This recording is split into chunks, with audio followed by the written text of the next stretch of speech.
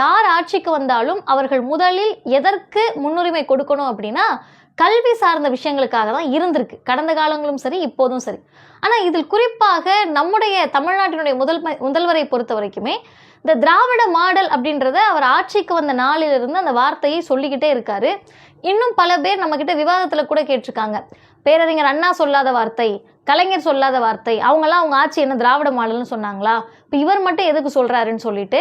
அப்போ நம்ம பல இடங்களில் சொல்லியிருக்கோம், இந்த திராவிட மாடல் அப்படின்ற வார்த்தை யாருக்கு உறுத்த வேண்டுமோ அவர்களுக்கு உறுத்தி கொண்டே இருக்கிறது, அதனால அதை சொல்லிக்கிட்டே தான் இருப்பார் அப்படின்னு நம்ம சொன்னோம். ஆனால் இன்றைக்கு அந்த திராவிட மாடல் அப்படின்ற அந்த வார்த்தையை மிகுந்த பெருமையோடு நம்மை போன்ற எல்லோருமே உச்சரித்தோம். ஆனால் நேற்றைக்கு தமிழ்நாட்டினுடைய முதல்வருடைய அந்த உரையை கேட்ட பிறகு, ஆமாம் இது திராவிட மாடல் தான், இதை யாராலும் இது திராவிட மாடல்லாம் கிடையாது, இது போலி மாடல், அந்த மாடல், இந்த மாடல்னு நீங்கள் எந்த நகைப்புக்குள்ளே கொண்டு வந்தாலும் அங்கிருந்த மாணவர்கள் அந்த உரையை கேட்கிற போது நிச்சயமாக உண்மையாகவே சீர்தூக்கி பார்க்கக்கூடிய அந்த ஆற்றல் இருந்தால், பகுத்தறியக்கூடிய தன்மை இருந்தால், உண்மையாகவே நமக்கானவர்கள் யார் என்ற புரிதலை மாணவர்களும் இளைஞர்களும் பெற முடியும்.